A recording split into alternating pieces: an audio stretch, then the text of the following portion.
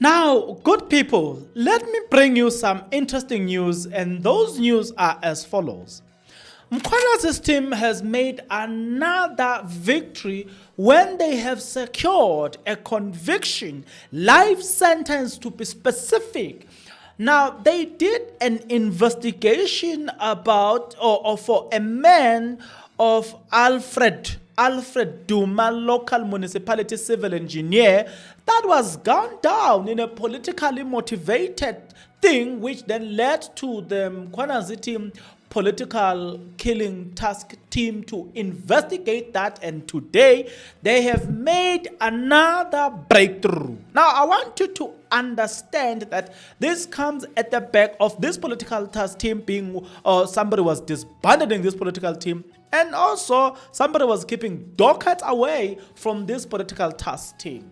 They are now, after the removal, seemingly this same political task team seems to be making waves, seems to be making progress, seems to be delivering everything that people wanted. But I will want you to pay attention to what I'm about to say. Let's visit the Department of Justice, Crime Prevention and Security. They said this: life sentence for each murders of Alfred Duma, local municipality civil engineer. The SAPS political killing task team has secured yet another conviction, this time on a murder case of a late Oscar Hlachwayo, who was murdered in a drive-by shooting in Ladysmith in 2019. Hlachwayo was at the time of his murder an executive director in the Engineering and Infrastructure Services Department of the Alfred Duma local municipality. Following his assassination, the political killing task team investigated the matter, which led to the arrest of 4 suspects in 2019 and their conviction before the Madadene High Court today. The following accused were sentenced to life imprisonment each for their roles into the murder of a late engineer as follows. Nomaswazi Shabalala, who was a senior engineer at the Alfred Duma local municipality, is believed to have ordered the hit. Now, I will come back, we'll continue with this good news. I'm sure the family is celebrating. But I want you to think of it this way. The disbandment of this political team wouldn't have brought justice. Why? Because docket would have been sitting somewhere and some people will not have been arrested, as Mkhwanazi will explain it here. On the 26th of March 2025, this year, a total of 121 case dockets that were under investigation were taken away from the task team as directed by a Deputy National Commissioner Crime Detection, a Lieutenant General Sibiya, who was acting on the instruction of the Minister of Police to disband the team. This was done without the authority of the National Commissioner, nor I, as a Provincial Commissioner, was never informed. These case dockets have since March been sitting at the head office ever since, without any investigation work done on them. 5 of these dockets had already instruction to arrest perpetrators, but nothing has been done because a Lieutenant General Sibiya, being instructed by the minister, executing instruction of the minister, withdrew all these dockets and they are sitting in archive in his office in Pretoria. God knows why. Now, you ask yourself a question. As Peter Masimane, the former Sundowns coach, will say, if it's not broken, don't fix it. If the political task team, you know that they are doing their work, why are you fixing it? Because it's not broken. If it's not broken, don't fix it. It's the simple rule that governs everybody. But some people, they fix it even when it's not broken. For the why? That is what I don't know. But you know what I do know is that let's proceed. As we proceed, we read the following. The second accused, Mondli Mabaso, is a businessman linked to tenders at the municipality. The third accused, Mdudu's Jesus' role was to coordinate and organize the firearms used in the commission of the crime. And the fourth accused, Brown Ngobo, was a shooter, also known as a hitman. But again, unfortunately, today, the Mkhwanazi team, they did what they are known for: secure convictions. The rest, so ikhuluma ngaphandle. Kwasho Mkhwanazi athi sohlangana efieldini. If unenkinga nami, phuma. Sihlangana efieldini. Akusho mina sho Mkhwanazi. Na ahluleni ke lapha. Besingekho lapha. What I'm saying is, do you see this coordinated thing where people are following procedure? As people are busy complaining about procedure, Mkhwanazi did not follow procedure. Look at this man following procedure at work. Where is he now? Buried for simply following procedure.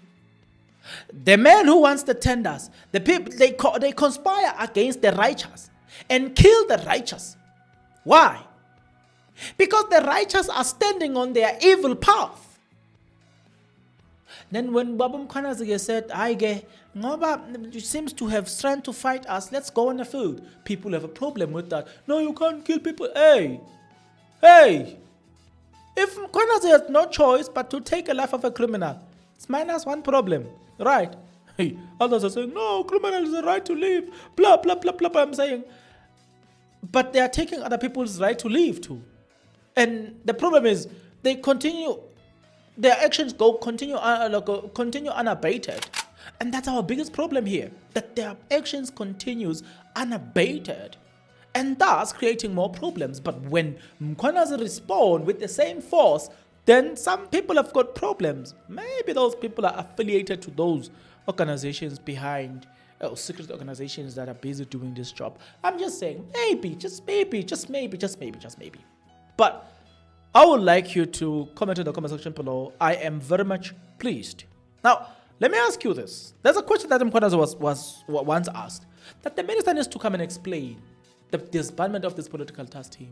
Hey, I'm waiting to hear his explanation, on this commission. I'm waiting to hear his explanation on that. But Mkhwanazi said that here. I said we are busy discussing this with the prosecution. We are putting this evidence together. We have not registered a case yet because we still needed to get some clarity from people who are part of this investigation, who have issued whether they issue the instruction, where does the instruction come from, and so forth. We understand this to be a task of the interministerial committee. Then we'll expect the ministers of these departments to also assist us to tell us whether, as the committee, did they issue this instruction that authorize the disbandment of the team, and so forth. So once we compile all those things and then the prosecutors are happy with it, then we'll register the docket, then we can be able to take it to court and be able to hear what could have been the reasons behind. Consider the work done by the political task team, the political killing task team. I want you to tell me your thought and your opinion about it. What do you make of it? Do you think that would have been a justified reason as to why he needed to do what he did? I don't know. You will have to tell me if that was justifiable. That was a right decision. I don't know. Maybe people, they know better than me. And one will probably look at the cost the cost of having this team, because I remember coming across an article that deals with the cost, break down the cost to say, this is how much it costs to have the political killing task team.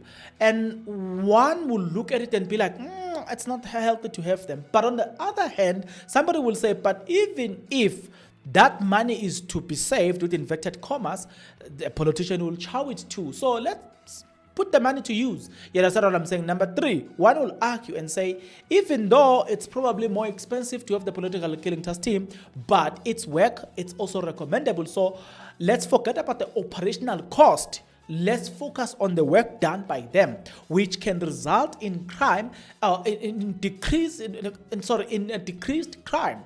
So when you're looking at what when you're looking at the impact of that versus the cost, one will say it's justifiable. They are dealing with highly classified cases. Thus, they need highly classified equipment, cars, whatever.